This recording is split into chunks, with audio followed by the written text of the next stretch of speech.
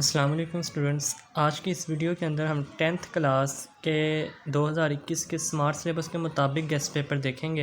यानी बहुत ही अहम सवाल जो होंगे ना, जो स्मार्ट सिलेबस में भी और अहम हो, उनको हम डिस्कस करेंगे। तो ये वीडियो आप लोगों के लिए बहुत ज़्यादा अहम होगी, क्योंकि अगर आपकी तैयारी नहीं है तो आप इन्हीं सवालों को कर लेंगे तो इंशाल्लाह ताला आपके 90% से ऊपर नंबर आ जाएंगे इंशाल्लाह। तो सबसे पहले अगर चैप्टर नंबर 9 केमिकल इक्विलिब्रियम की बात की जाए तो इसके अंदर जो लॉन्ग क्वेश्चंस और शॉर्ट हैं उसकी सबसे पहले हम बात करेंगे इस वीडियो के अंदर।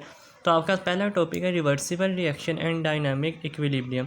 अब इसमें आपने कौन कौन सी चीज़ें करनी है या कौन कौन से सवाल करने हैं, तो देखें सबसे पहले आपके पास आएगा इरिवर्सिबल एंड रिवर्सिबल रिएक्शन। ठीक है, ये डेफिनेशन आपने ध्यान से करनी है रिवर्सिबल एंड इरिवर्सिबल रिएक्शन की, और इनके साथ में आपने एक रिएक्शन लिखना होगा। ठीक है, और ये बार बार पेपर में आता है रिवर्सिबल एंड इरिवर्सिबल रिएक्शन, इनकी डेफिनेशन साथ में एक एक रिएक्शन। ठीक है, नेक्स्ट अगर देखें तो फॉरवर्ड रिवर्स रिएक्शन, इनका डिफरेंस साथ में उसका रिएक्शन, तो ये आपने करना है। उसके बाद स्टूडेंट्स आप नेक्स्ट पेज पर आएंगे तो यहाँ से आपको नज़र आ रहा है केमिकल इक्विलिब्रियम की स्टेट्स। अब उसमें आपके पास दो पॉसिबिलिटीज़, मतलब एक पहले पॉइंट पे लिखा हुआ है स्टैटिक इक्विलिब्रियम और दूसरे पॉइंट पे आपके पास डायनामिक इक्विलिब्रियम। तो ये दोनों पॉइंट्स आपने करने हैं। ठीक है, इंपॉर्टेंट है एग्जांपल्स में। नेक्स्ट आ जाते हैं स्टूडेंट, आपके पास फॉरवर्ड रिवर्स रिएक्शन आप पहले पढ़ लेंगे, वहाँ से याद कर लेंगे, यहाँ से एक ही बात है, लेकिन बहुत इंपॉर्टेंट है इसका डिफरेंस। वैसे भी डेफिनेशन शॉर्ट में फॉरवर्ड की अलहदा रिवर्स की अलहदा आ सकती है, नहायत इंपॉर्टेंट क्वेश्चन है। और उसके बाद पहला लॉन्ग इस चैप्टर का macroscopic characteristics of dynamic equilibrium. तो बहुत अहम सवाल है, ये लॉन्ग क्वेश्चन के तौर पे भी आ सकते हैं और शॉर्ट क्वेश्चन के तौर पर भी। शॉर्ट में पूछेगा तो आपने 2 से 3 बता देनी है, लॉन्ग पूछेगा तो आपने मुकम्मल 5 लिखनी है।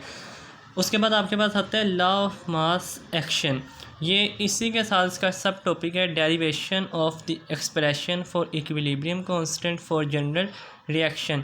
तो मोस्ट इंपॉर्टेंट लॉन्ग है इस चैप्टर का, यानी लॉ ऑफ मास एक्शन, और साथ में आपके पास इसका सब topic derivation of expression for the equilibrium constant for general reaction. ठीक है, तो ये लॉन्ग क्वेश्चन आ गया आपके पास दूसरा इस चैप्टर का, और ये इंपॉर्टेंट।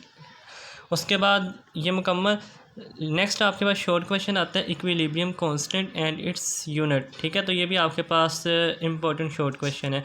आगे आ जाते हैं, बात करते हैं जो आपके पास स्मार्ट सिलेबस में प्रॉब्लम्स है 9.1, 9.2, 9.3, ये शॉर्ट में आती हैं, लॉन्ग में नहीं आती। तो ये आप करना चाहें तो कर लें, नहीं तो आप इससे छोड़ दें। अब नेक्स्ट आपके पास है इंपॉर्टेंस ऑफ इक्विलिब्रियम कांस्टेंट, तो ये भी स्मार्ट सिलेबस में भी मौजूद है और इम्पोर्टेंट लॉन्ग क्वेश्चन है। तो टोटल 3 लॉन्ग हो गए, एक आपके पास माइक्रोस्कोपिक करैक्टरिस्टिक्स, दूसरा आपके पास लॉ ऑफ मास एक्शन जो आपके पास है, और थर्ड आपके पास इम्पोर्टेंस ऑफ इक्विलिब्रियम कांस्टेंट। तो ये तीनों लॉन्ग आपने इस चैप्टर में से करने हैं। ठीक है, और इस दफ़ा जो आपकी तैयारी ज़्यादा नहीं है, लेकिन आप लोगों ने अच्छे तरीके से करने हैं तैयारी, और इंशाल्लाह अल्लाह ताला सबको कामयाब करे।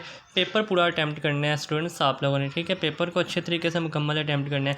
MCQs की बात की जाए तो स्मार्ट सिलेबस में जो है वो आपने सारे करने हैं। ये मैंने आपके सामने सर्कल बनाए हुए हैं, जैसे पहला, तीसरा, चौथा, 5वां, और उसके बाद 9वां और 12वां और 13वां, ये MCQs हैं जिनके ऊपर मैंने क्या किया हुआ सर्कल बनाया हुआ है। ये आपने MCQs करने हैं स्मार्ट सिलेबस के अकॉर्डिंग। ठीक है, बाकी नहीं है।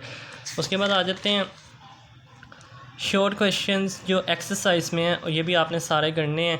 अक्सर ज़्यादातर पेपर आपको इसी में से आपका हो जाएगा क्लियर सारे, अगर आप एक्सरसाइज के शॉर्ट करेंगे स्मार्ट सिलेबस के अकॉर्डिंग हर चैप्टर के। तो ये जो सर्कल किए हैं ये आपने करने हैं 2, 3, 5, 6, 7, 8, 9, और उसके बाद आपके पास 11। ठीक है, ये आपके पास शॉर्ट क्वेश्चन जो अंडर सर्कल किए हैं ये वाले आपने करने हैं। स्मार्ट सिलेबस में ये मौजूद है, बाकी स्मार्ट सिलेबस में नहीं है, तो ये आपने सारे करने हैं। उसके बाद यहाँ से लॉन्ग क्वेश्चन की बात की जाए तो तीसरा और चौथा आपके स्मार्ट सिलेबस में मौजूद यहाँ से। तो ये तीसरा वही है जो मैंने आपको पीछे निशान लगवा दिया, चौथा भी उसी में ही आता है। ठीक है, उसके बाद न्यूमेरिकल्स जो कि लॉन्ग में नहीं आते, केमिस्ट्री के अंदर फिज़िक्स में आते हैं, तो शॉर्ट में ही आते हैं। ये पहला और चौथा 2 न्यूमेरिकल हैं, इनमें से अगर आप देखें तो पहला देख लीजिएगा, शॉर्ट के लिए इंपॉर्टेंट है। ठीक है, तो ये थे चैप्टर फर्स्ट जो था आपका 10th क्लास का केमिस्ट्री का, उसके guest paper according to smart syllabus. Next video में नेक्स्ट चैप्टर के इंशाल्लाह इस तरह हम हर चैप्टर की अलग अलग से मैं वीडियो बनाऊंगा। तो वो आपने जो मैं बता रहा हूँ इनको अगर फॉलो करेंगे, इन्हीं सवाल को अगर आप अटैम्प्ट करेंगे, तैयारी करेंगे इनकी, तो आपका पेपर इंशाल्लाह 90% आप मार्क्स उससे भी अबव ले लेंगे इंशाल्लाह ताला। तो अगर वीडियो अच्छी लगी हो तो लाइक कर दीजिएगा। नेक्स्ट वीडियो तक के लिए अल्लाह हाफ़िज़।